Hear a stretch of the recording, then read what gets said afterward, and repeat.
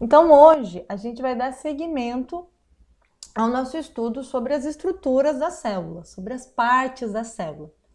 E hoje a gente vai chegar numa característica que é bem legal, e uma estrutura bem legal da célula, que é o citoesqueleto. Alguém faz ideia do que é o citoesqueleto?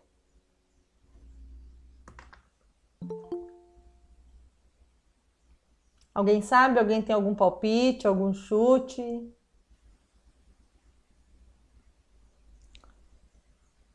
É a estrutura da célula. Como o nome aqui já fala, o que quer dizer esse cito? Cito vem de célula. Tanto é que tem gente que chama a disciplina de biologia celular de citologia, que é o estudo da célula. Então, citoesqueleto nada mais é do que o esqueleto da célula.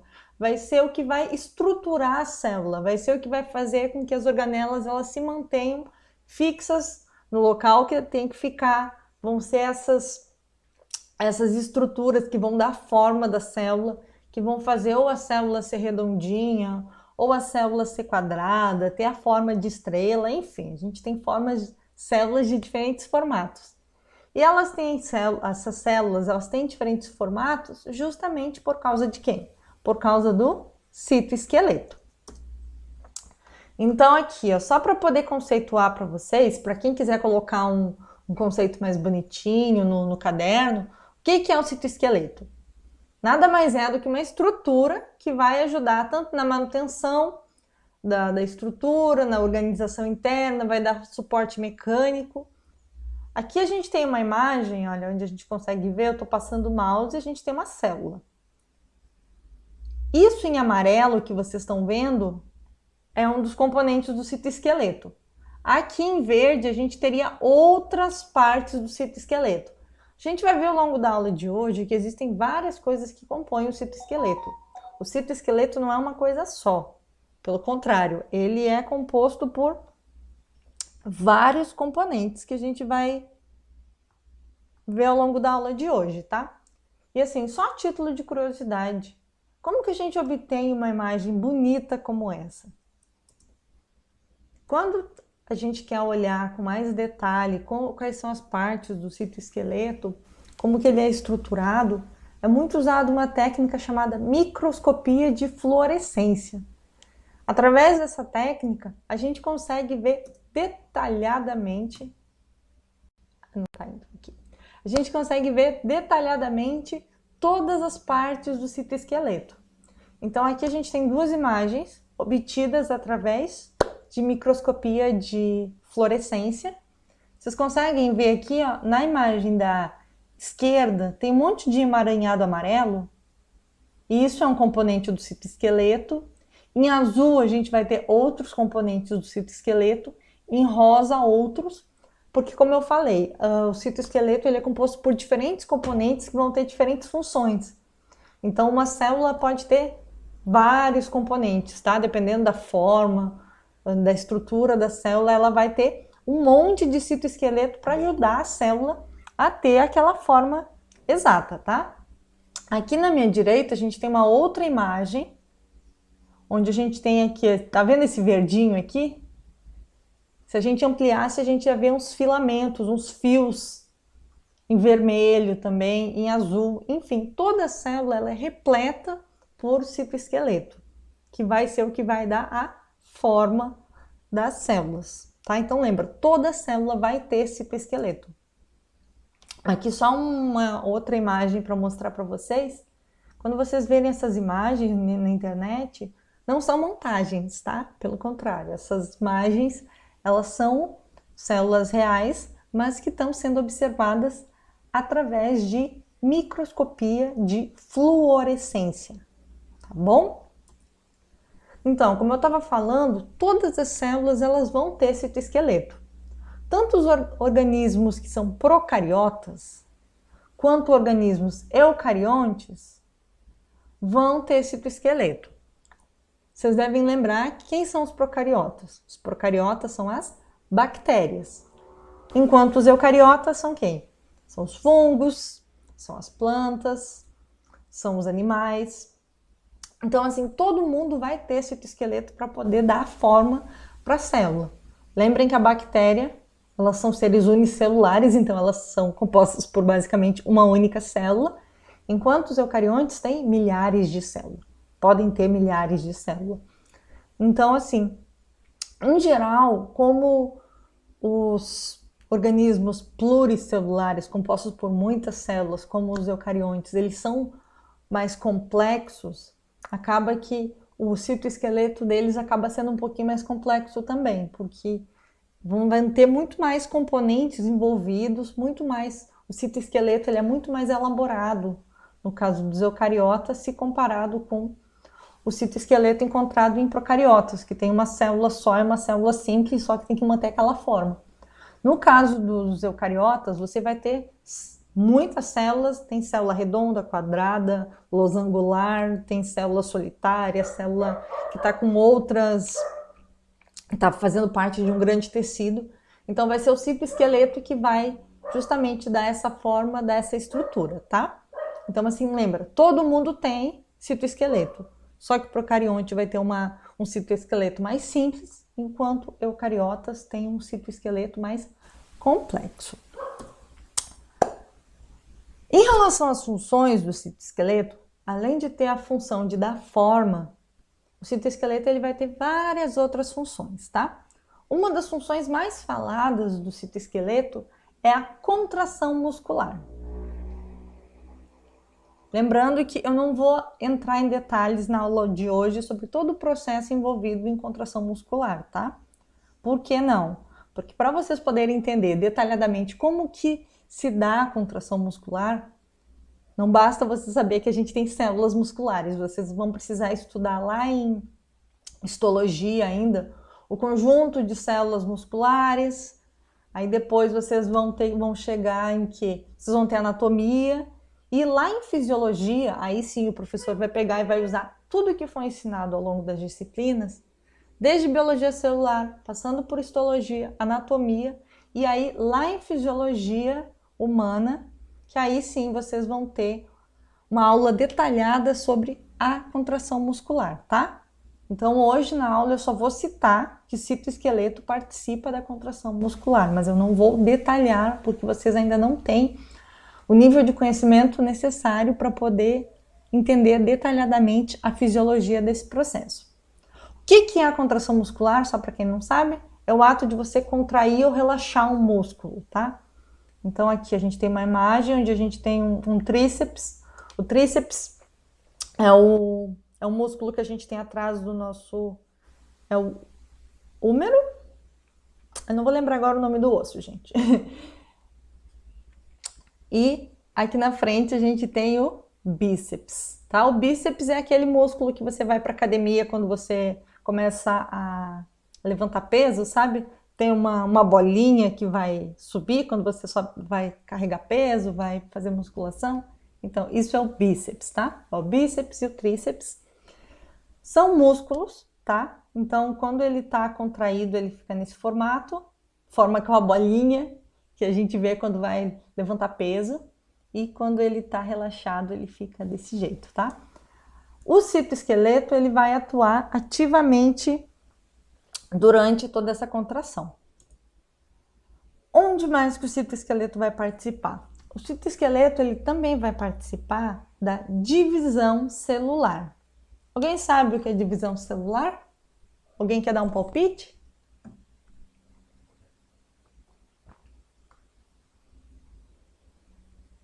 É quando as células se dividem para criar novas células.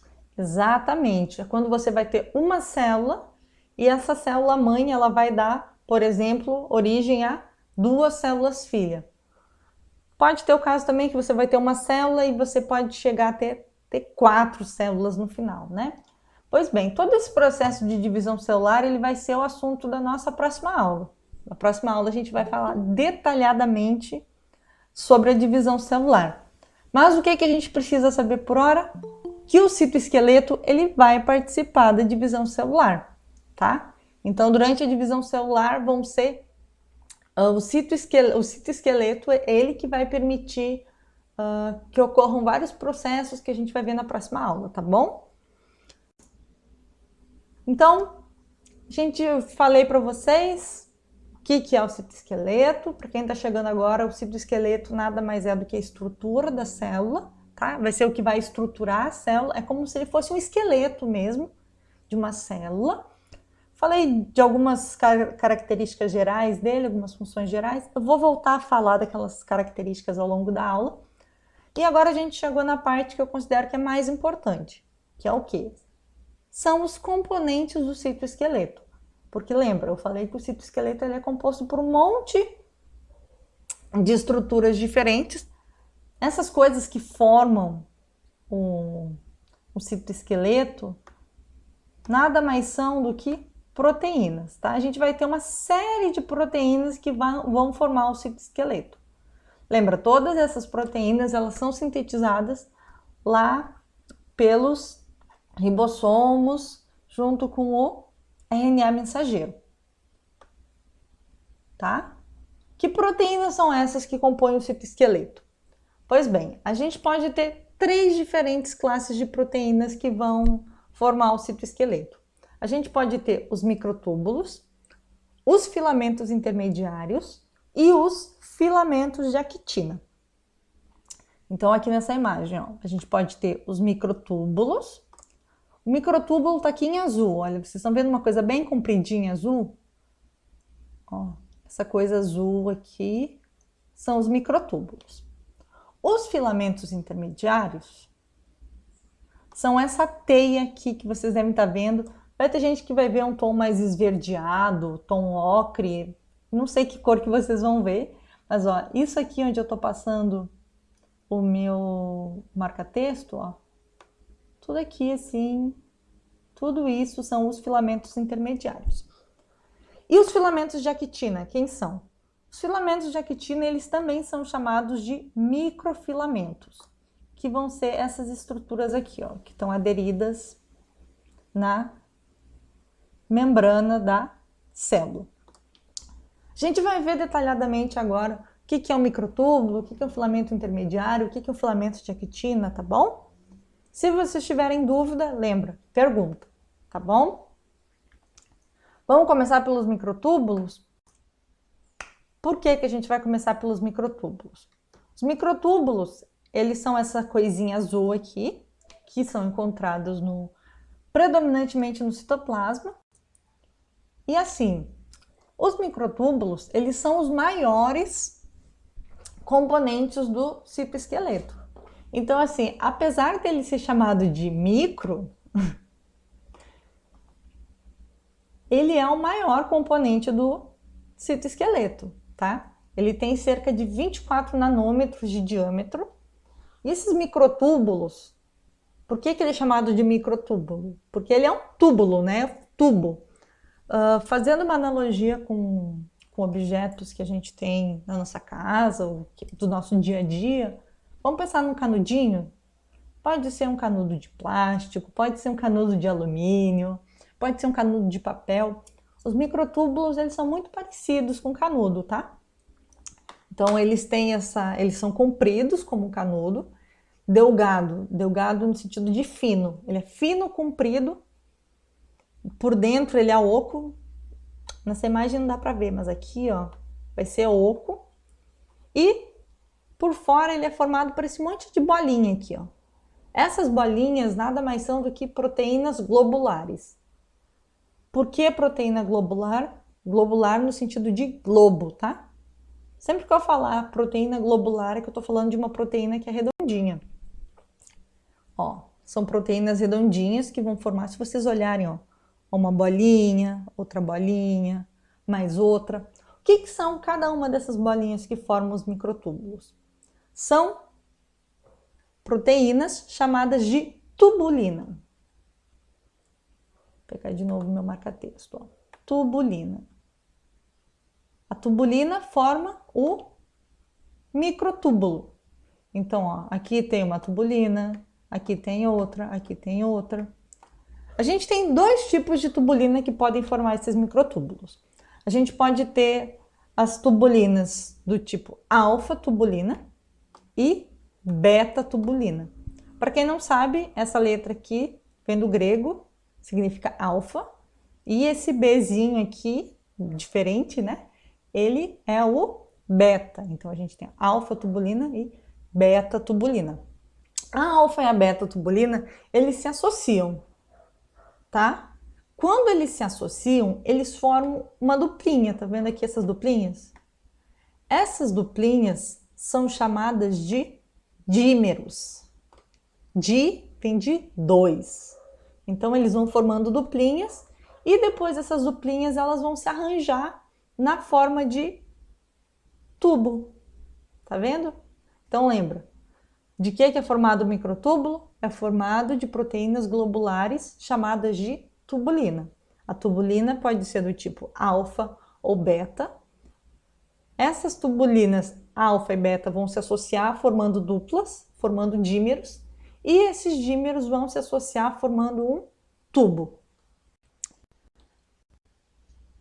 Essas estruturas, elas são muito dinâmicas, tá? Então vocês têm que pensar que esse processo de formação dos microtúbulos, ele é muito dinâmico, tá? Aqui eu até apresento para vocês uma imagem onde a gente tem processo de montagem e desmontagem desses microtúbulos.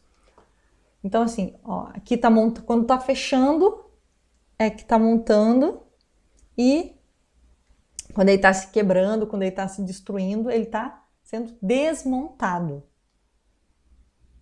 Então aqui, ó, a gente tem aqui as imagens número 1, número 2 e número 3. No número 1, o que a gente tem?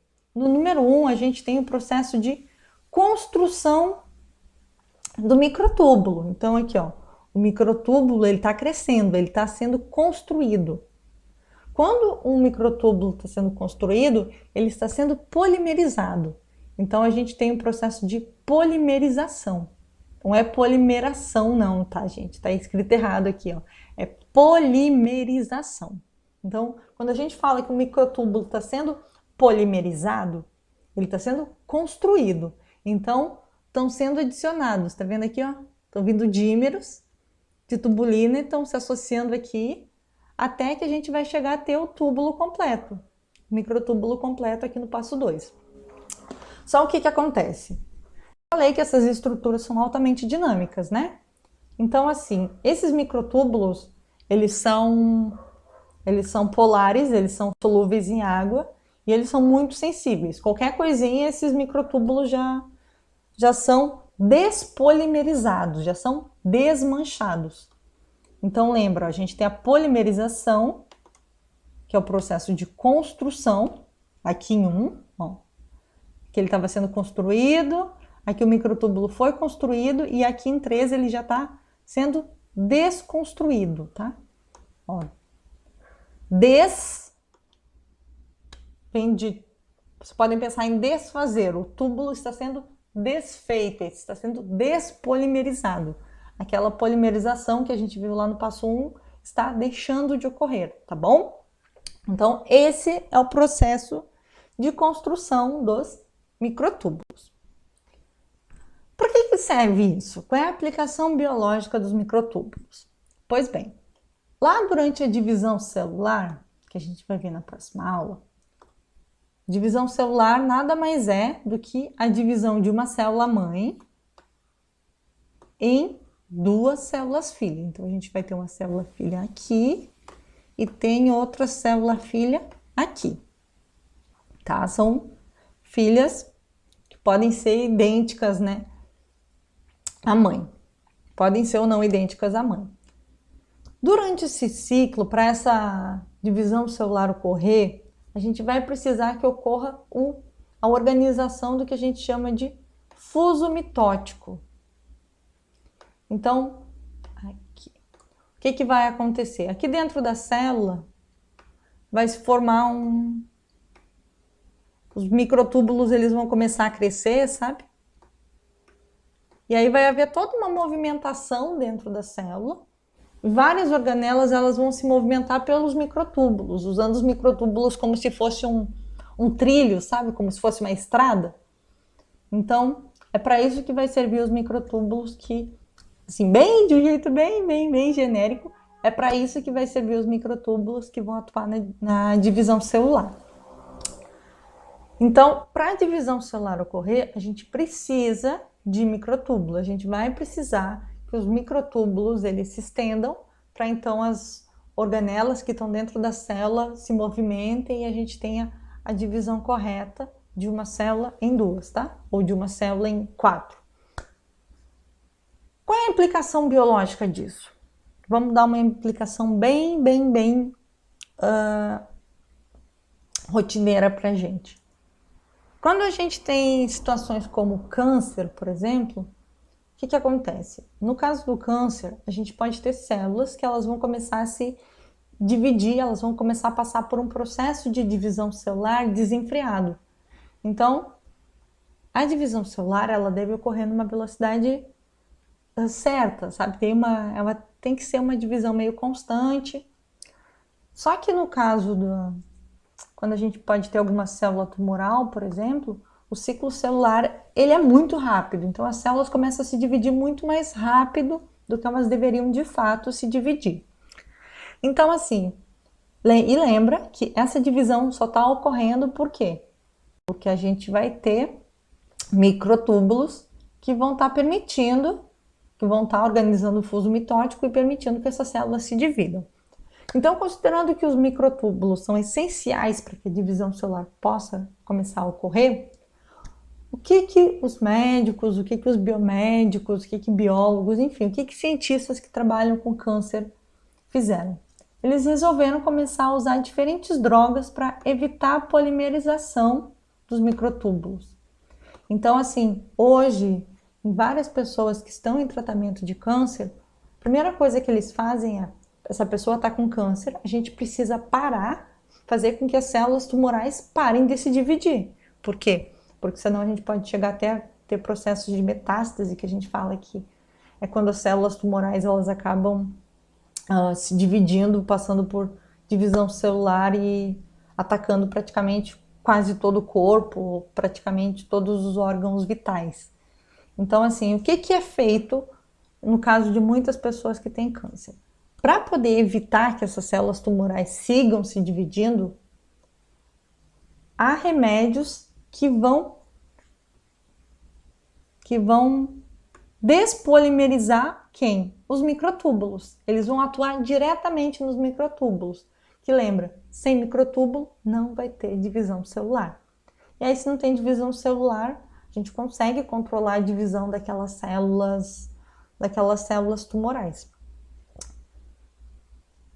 Eu espero que vocês nunca precisem conhecer remédios para câncer, espero que vocês não tenham caso na família, mas assim, só para vocês saberem, ó, existem remédios como a colchicinina, a demicolcina, nocodazol, taxol e vincristina, cujo alvo é justamente atacar os microtúbulos. Porque lembra, sem microtúbulo não vai ter divisão celular. Então, assim, vários desses remédios, eles vão fazer com que a velocidade da polimerização seja menor, ou vão despolimerizar vários microtúbulos. Ó, aqui, ó, vai impedir a mitose, previne a polimerização. Vários desses remédios, dessas drogas, são usados durante o quê? Durante a quimioterapia, tá? Quimioterapia nada mais é do que o uso de químicos, de remédios, de drogas, para poder tratar pessoas que têm câncer. Alguém quer fazer alguma pergunta sobre esse assunto?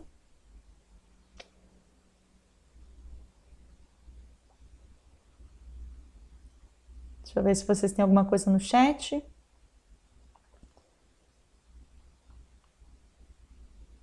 Nenhuma pergunta, nenhum questionamento?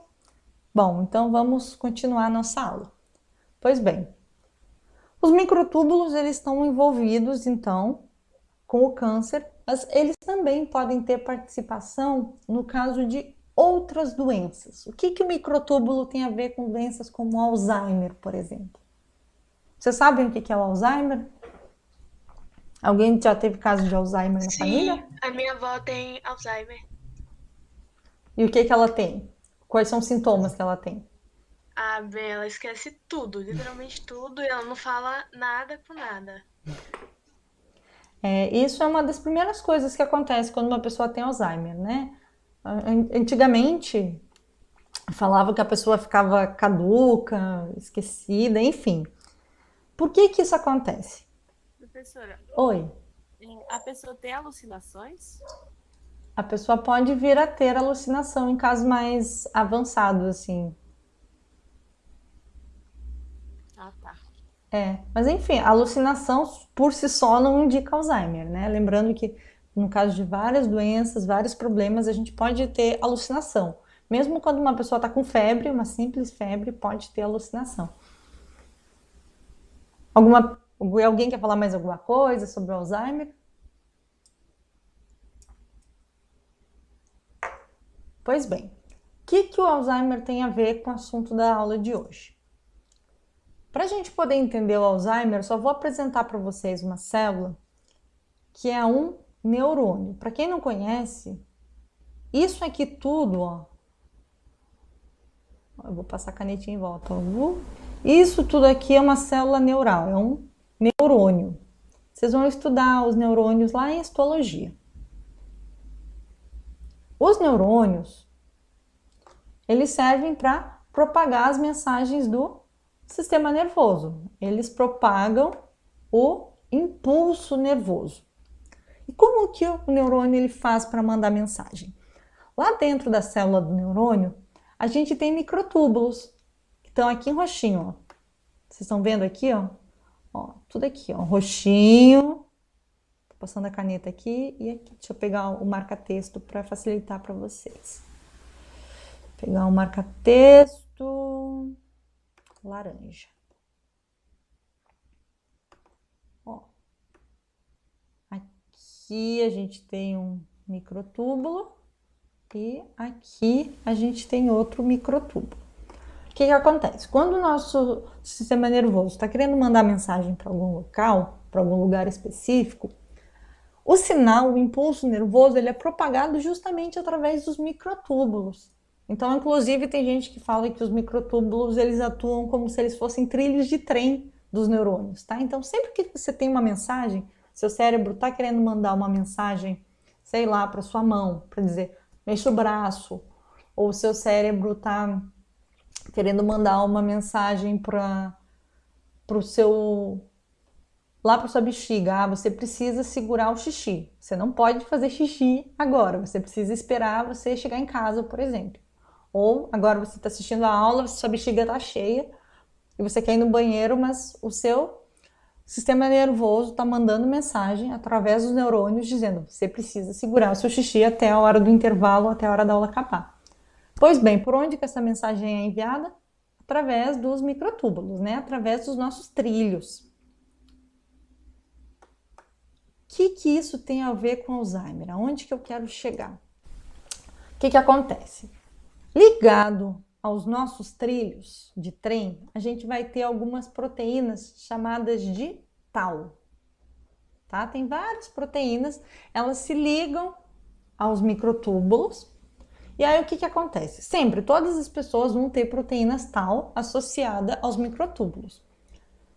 Só que no caso de pessoas que têm Alzheimer, já foi descoberto que essa proteína ela é alterada.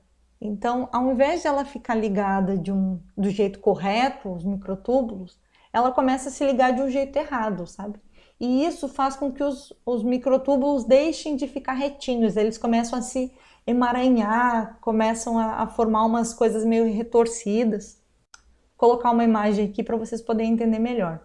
A gente aqui tem um neurônio saudável, e ó, tá vendo aqui o microtúbulo? Ó? A gente tem as nossas tubulinas, e aqui a gente tem as proteínas tau. Elas ficam aderidas aqui ao nosso microtúbulo. O que acontece quando essas proteínas passam a ter defeito? Quando essas proteínas elas estão hiperfosforiladas, que elas estão com excesso de grupos fosfato aderidos a ela, elas começam a não se ligar direito aqui ao nosso microtúbulo. E vocês estão vendo como o microtúbulo ele começa a ficar retorcido? Então, o que acontece quando o microtúbulo ele começa a ficar retorcido? Lembra, o microtúbulo é no trilho de trem por onde ia a informação. Quando o microtúbulo está retorcido, essa informação ela não vai sendo mandada corretamente. Então, o sistema nervoso ele não responde mais corretamente ao organismo, sabe? Então, em parte por isso que as pessoas começam primeiro com perdas de memória. Elas ficam tentando lembrar qual é a data do aniversário.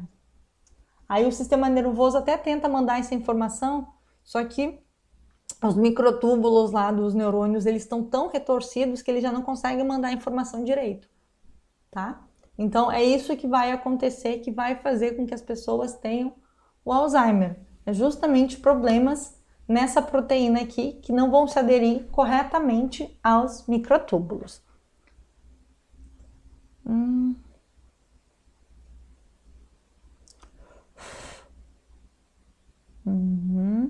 Então, tem isso também.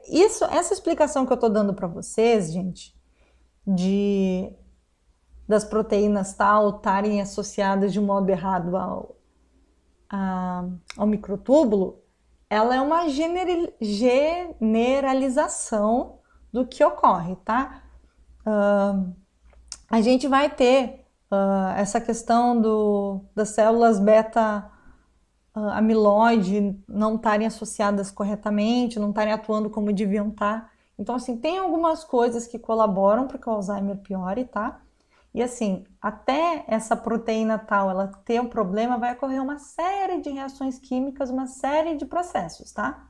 Então, assim, lembrando que isso que eu estou explicando para vocês é uma generalização, tá? É uma coisa bem simples. E uma outra coisa é que, assim, tudo que você sabe sobre o Alzheimer está evoluindo muito rápido. Então, enquanto eu estava montando a aula para vocês, eu vi que tem umas descobertas tem várias coisas falando sobre a tal, já descobriram coisas novas sobre a tal. Agora em 2021, que eu nem consegui entender direito, na verdade. Mas, enfim, isso tudo está evoluindo, todo o conhecimento sobre o Alzheimer está se dando muito rápido, tá? Então, alguém quer fazer mais alguma pergunta, além do que o Augusto falou no chat?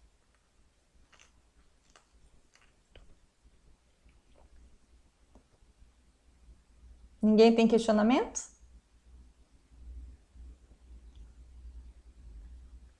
Bom, se vocês não têm questionamentos, eu vou continuar a aula. Bom, falei primeiro dos microtúbulos e agora a gente vai para o segundo componente do citoesqueleto, que são quem? Que são os filamentos intermediários. Assim como os microtúbulos, a gente pode encontrar muitos filamentos intermediários no citoplasma. A gente pode encontrar em outros locais? Pode, tá? Mas eles vão ser encontrados predominantemente, faltou um predominantemente aqui, são encontrados predominantemente no citoplasma. Quem que são os filamentos intermediários? São essa coisinha em verde aqui, ó. Ó, isso tudo aqui que está apontado com essa minha seta, que não dá para ver direito, mas aqui tem uma seta, ó. Então, tudo isso aqui em verde ou ocre, eu não sei qual é a cor que vocês estão vendo, tudo isso são filamentos intermediários. Esses filamentos intermediários, eles são formados por inúmeras proteínas. Lembra, no caso dos microtúbulos, a gente tinha as tubulinas. No caso dos filamentos intermediários, a gente não vai ter só uma proteína, né? Como a gente falou antes. Nesse caso, a gente pode ter, dependendo do lugar que vai ter filamento intermediário, a gente pode ter proteínas do tipo lâmina, a gente pode ter proteínas como a vimentina, como a dismina, como a proteína ácida glial fibrilar, a periferina, as queratinas, enfim, proteína de neurofilamento. Aqui é uma lista pequena, tá? Existem inúmeras proteínas que podem formar os filamentos intermediários. Por que eles são chamados de filamentos intermediários? Porque a gente vai ter os microtúbulos, lembra, os microtúbulos são os maiores componentes do citoesqueleto. E a gente vai ver daqui a pouquinho que a gente vai ter os microfilamentos, ou filamentos de actina, que são os menores. Então, os filamentos intermediários, eles são justamente o componente de tamanho intermediário, ele está no meio. Ele não é tão grande quanto o microtúbulo, mas ele não é tão pequeno como o microfilamento. Outra característica bem interessante é que eles não são proteínas globulares, lembra? que é uma proteína globular? É uma bolinha. No caso dos filamentos intermediários, eles formam proteínas fibrosas, eles são fibras compridas, longas, que vão ter de 10 a 12 nanômetros de diâmetro. Eles vão ser muito, muito longos, tá? Essas proteínas, eles vão ter uma função estrutural bem importante. Então, assim, como eles vão ter uma função estrutural, vão ser esses filamentos intermediários que vão dar forma para a célula, eles que vão determinar, eles que fazem a sustentação da célula. Fazendo uma analogia com uma casa, é como se eles fossem esqueci o nome das coisas que sustentam a casa? Não vou lembrar agora, gente. Mas assim, eles são a parte de sustentação, tá? Eles são as vigas. Lembrei agora da palavra. Pensando numa casa, uma casa não tem viga. As vigas não são o que faz a casa ficar de pé? A casa não cair? Então, os filamentos intermediários seriam as vigas da célula. Então, como eles têm que ser muito fortes, como eles têm que ser muito resistentes, lembra que eles são fibras, né? Então, eles são fibras compridas e bem fininhas. 12 nanômetros de diâmetro, gente, uma coisa muito pequena. Eles são muito, muito pequenininhos. Para eles poderem ficar mais fortes, o que eles fazem? Várias fibras começam a se entrelaçar. Eles começam a se enrolar um no outro, que nem a gente está vendo aqui nessa figura B. Tá? Na figura B, a gente começa a ver que a gente tem dois fios que estão começando a se entrelaçar, que nem um cabo de aço. Vocês já viram um cabo de aço? Cabo de aço nada mais é do que um monte de fio entrelaçado, enroscado um no outro, torcido um sobre o outro. Por quê? Porque isso vai deixar eles mais fortes, mais resistentes. No caso do filamento intermediário, a gente pode ter esses fios entrelaçados, eles podem se entrelaçar com mais outros fios que já estavam entrelaçados também, até a gente formar uma cadeia como a gente está vendo aqui embaixo, ó. Algo extremamente resistente, algo extremamente forte, que é o que a célula precisa, lembra? A célula, ela precisa de alguém forte que faça com que a célula fique naquele formato. Então, vão ser esses filamentos intermediários que vão garantir, vão dar toda essa segurança para a célula, tá? Então, assim, os filamentos intermediários, eles são muito estáveis, eles são apolares, ou seja, eles não se diluem na água.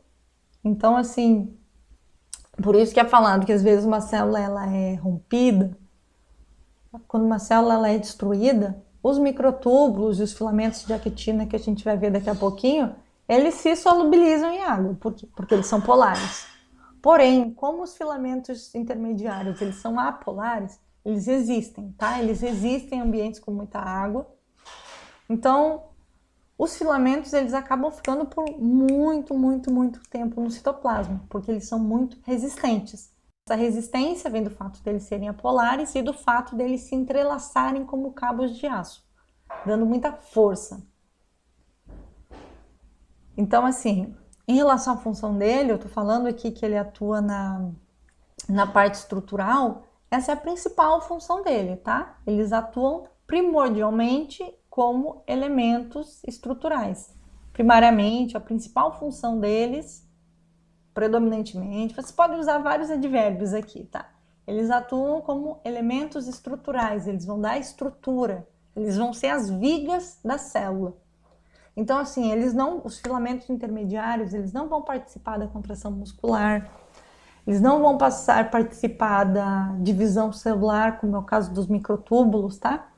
Aqui a gente tem uma imagem onde a gente consegue ver. Vocês estão vendo esses emaranhados em laranja aqui? Ó? Vou apontar. Ó. A gente tem um monte de emaranhado em laranja. Todo esse emaranhado são os filamentos intermediários. Deixa eu ver aqui. Lá nos primeiros slides, ó. Aqui, ó.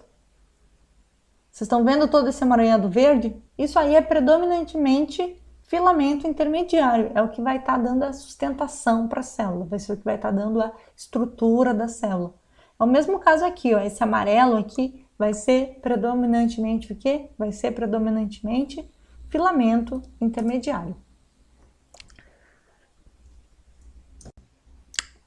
Bom, Aonde que a gente vai, por que que eles vão ser importantes do ponto de vista biológico? Por que que a gente precisa ter esses filamentos intermediários?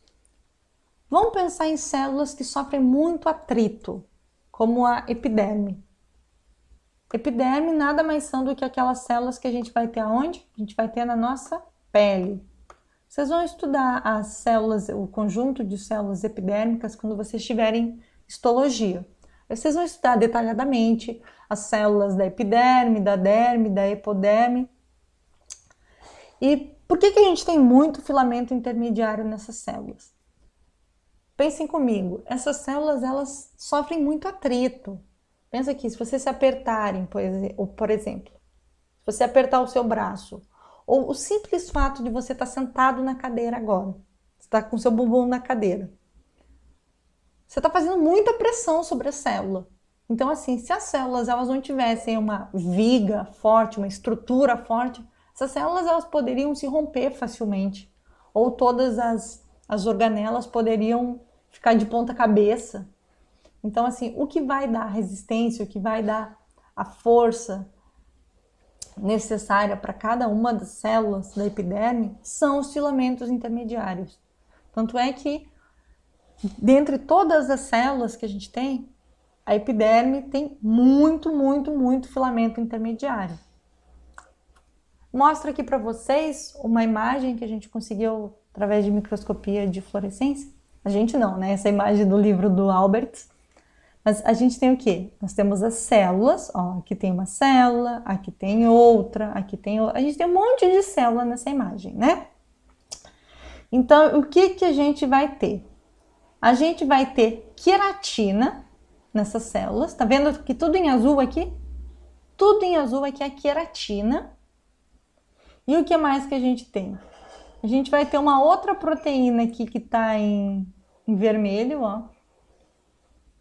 Que está delimitando onde que está cada uma das células, tá? Mostrando onde que é o limite das células, tá bom? Então, assim, o que importa para a gente nessa imagem é essa parte em azul, que vai ser o que vai dar a resistência. Por isso que você pode ficar apertando a sua mão, você não vai romper a sua célula, sabe? Ou se você está assistindo a aula com a mão no rosto, por que que as células do seu rosto não vão romper tão facilmente? Porque você tem muita queratina dentro das suas células epiteliais. Alguém quer fazer algum comentário? Tem alguma dúvida?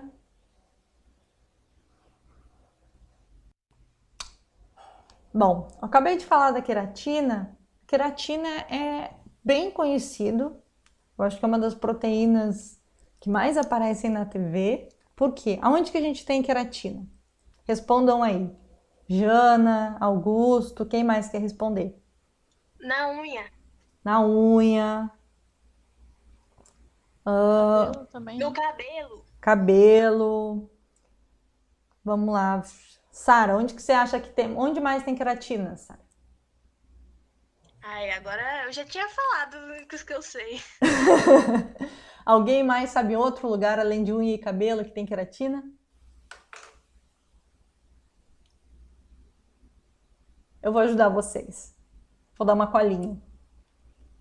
O cabelo é mais conhecido, né? Então, inclusive, tem gente que fala para fazer tratamento com queratina. Cada pouco tempo as pessoas deveriam fazer um tratamento com queratina no cabelo. Porém, coloquei alguns outros exemplos aqui não tão óbvios pra gente. Primeiro caso, os chifres. Chifre nada mais é do que queratina. Tem muita queratina no chifre. Onde mais? Nos cascos de um cavalo, nos cascos de um boi. Aonde mais? Nas escamas do peixe. Escama do peixe é queratina pura. Então, esse é só um exemplo de um citoesqueleto. Vocês podem olhar para a unha de vocês agora, ó. Olhem para a unha de vocês. Vocês estão tocando em um componente do citoesqueleto. Vocês estão tocando em um composto que é considerado um filamento intermediário, né? Um tipo de filamento intermediário, que é quem? Que é a queratina. Se você tocar no seu cabelo, filamento intermediário puro. Tá bom? Alguém quer fazer algum comentário sobre isso? Alguma dúvida? Sem dúvidas, vamos para o próximo componente do citoesqueleto. Vamos para o terceiro e último. Já falamos dos microtúbulos, que são, apesar de ser chamado de micro, é o maior componente do citoesqueleto, é a maior proteína do citoesqueleto. Segundo que a gente falou foi quem? Foram os filamentos intermediários. E chegamos agora nos microfilamentos, microfilamentos de actina, filamentos de actina. Enfim, tem vários jeitos de falar, de chamar esse componente aqui, ó. Nessa imagem, o microfilamento está circulado com essa bolinha vermelha, eu estou passando minha canetinha. Estão vendo essa coisinha roxinha aqui, que eu estou passando a caneta amarela agora? Ó? Tudo isso roxo são quem? São os microfilamentos. Quem que são esses microfilamentos, afinal? Esses microfilamentos nada mais são do que um composto de várias proteínas globulares. Ó, as proteínas globulares aí de novo, lembra? Globular é porque é uma bolinha. Filamento de actina não vai ser nada mais do que um monte de bolinha que vai estar ligada uma a outra. Essas bolinhas são bolinhas proteicas, que vão ser compostas por actina. Então, cada bolinha dessa aqui vai ser uma actina. Esses filamentos, eles são muito fininhos. Então, eles têm de 5 a 7 nanômetros de diâmetro. Então, eles são muito finos. Eles são muito, muito, muito fininhos. E como eles são muito finos, eles ocasionalmente se enrolam para poder formar feixes mais grossos. Então, vamos pensar assim num colar de pérolas. Se a gente tivesse um colar de pérolas, a gente poderia pegar e enrolar esse colar em outro colar, né? Para poder deixar ele mais resistente, deixar ele mais forte. Aí a gente teria uma coisa mais ou menos assim, ó, que são esses microfilamentos de actina. Esses microfilamentos de actina, eles são muito pequenos, eles são proteínas, são constituídos de actina e eles se formam, se polimerizam, lembrando dois colares de pérola enrolados. Então lembra, se você tem um colar de pérola bem fininho, você quer deixar ele mais forte, né? Você vai enrolar ele em outra cadeia de proteínas de actina G, a fim de tentar deixar ele um pouquinho mais grosso. Os microfilamentos de actina, eles são muito, muito, muito usados para poder determinar a forma das células. Então, se antes a gente tinha os filamentos intermediários que atuavam como uma viga, que atuavam como um alicerce para a célula, dando a sustentação que a célula precisava, no caso dos microfilamentos, que são mais fininhos, são mais delicados, vão ser eles que vão determinar a forma da célula. Então, eles são encontrados sim no citoplasma, mas em geral eles vão ser encontrados mais na borda. Tá vendo aqui isso em vermelho? Isso em vermelho são os microfilamentos que estão na borda, dando a forma que a nossa célula precisa. Aonde que estão nesse momento os filamentos intermediários? Vou mudar a cor aqui, ó. Os filamentos intermediários, eles estariam aqui, né? Apesar de estar meio grossa essa minha caneta, ó. O filamento intermediário é um pouco mais fininho, ó, mas o filamento intermediário está aqui no meio, ó. Tá dando a sustentação, ele está sendo a viga. No caso dos microfilamentos, não. Os microfilamentos, eles vão estar na bordinha mesmo. Eles querem dar essa forma. Sem os microfilamentos, ó, a gente não conseguiria ter essa forma aqui, ó.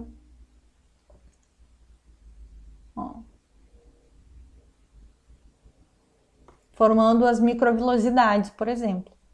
Quando a gente estudou lá as especializações da membrana, eu acho que foi na aula 9, não tenho certeza, tá? Minha memória é meio ruim.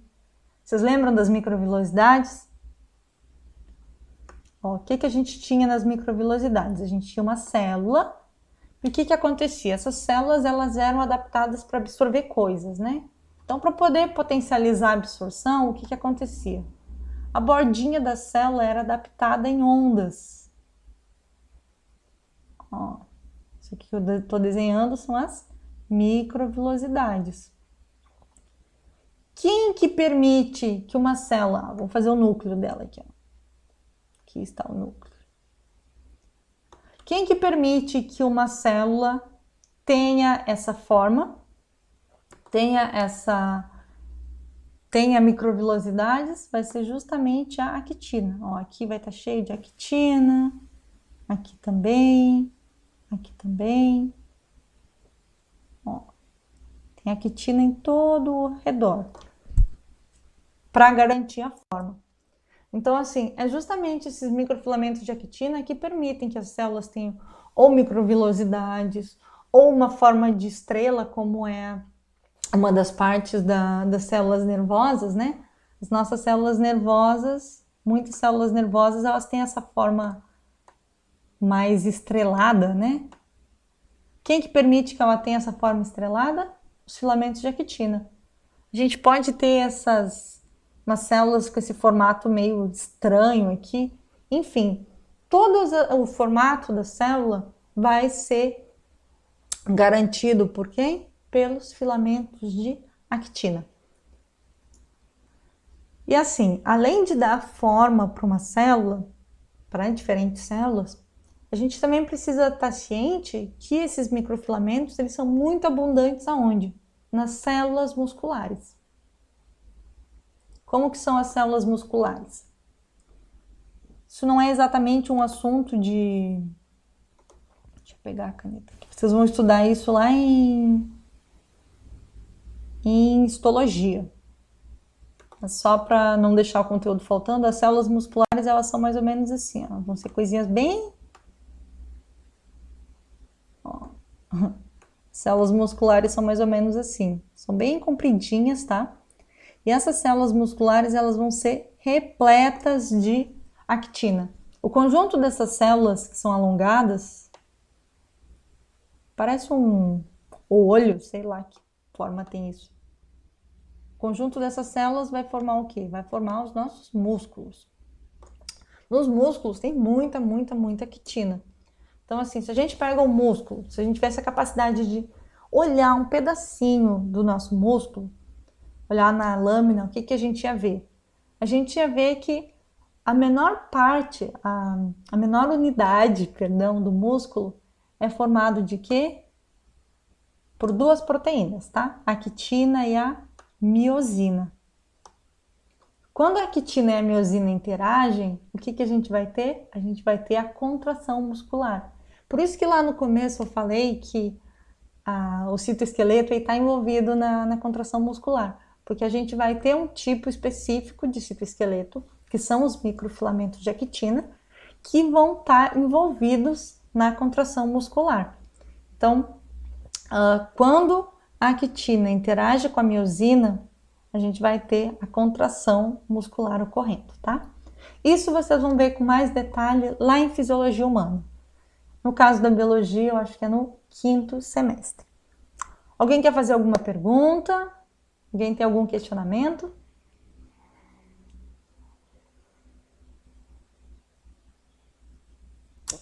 Caso vocês não tenham questionamento, a aula de hoje era isso, tá? Um tema um pouco mais simples, um pouco mais leve. Eu recomendo que vocês leiam 2 textos, tá bom? São 2 textos bem simples que vocês vão conseguir entender. O primeiro é o capítulo 7 do Junqueira e Carneiro, da página 121 até a página 128. Esse capítulo sobre citoesqueleto, ele é bem longo, na verdade. Todo capítulo eu acho que ele deve ter 25 ou 30 páginas. Porém, para vocês que estão em biologia celular, para vocês que estão em começo de curso, o que importa é o que está na página 121 a 128, tá? Eles vão entrar em alguns detalhes que vão ser importantes para vocês só lá em biologia molecular, que eu acho que não importa agora, tá? Então, para nossa disciplina, 121 a 128 está ótimo. O que mais? Tem esse textinho aqui da Redfor, que ele é um capítulo sobre citoesqueleto. Eu acho que são 10 páginas. Esse texto ele é muito legal porque ele é muito fluido. Ele vai dar vários exemplos, várias coisas que eu falei na aula. Eles vão falar também usando outras palavras. Então pode ser muito útil para poder complementar a aula que eu dei para vocês. Tá bom? Eu acho que eu coloquei na sala de aula virtual. Caso eu não tenha colocado, vocês conseguem acessar esse texto através desse link aqui, ó, tá? Ou se vocês digitarem lá Rede4, citoesqueleto, vocês vão conseguir. Esse material ele é preparado por professores da USP e eu recomendo, sabe? Em relação à biologia celular mesmo, eles têm vários outros materiais sobre membrana plasmática também, sobre endereçamento de proteínas. São textos muito bons, muito bem escritos e que podem ajudar vocês no aprendizado. Beleza? E aí, depois de assistir a aula, depois de fazer a leitura, o que vocês vão fazer? Vocês vão criar uma tabelinha para mim e vão comparar as semelhanças e diferenças entre quem? Entre os microtúbulos, entre os filamentos intermediários e entre os filamentos de actina. Bem simples, tá bom? Acho que isso vai dar uma página. Vocês já fizeram trabalhos bem piores, então vai ser um trabalho bem simples para vocês fazerem, tá? O prazo de entrega é a próxima aula, tá bom? Alguém tem alguma dúvida? Próxima aula amanhã, no caso? Não, desculpa. Próxima semana. Vocês têm aula amanhã ainda, né? Então, as minhas outras turmas não têm aula, não tiveram aula depois que eu dei essa atividade. No caso da biologia, entrega na próxima quinta-feira, tá? No caso da biologia, deixa eu ver a data. Deixa eu ver o calendário aqui.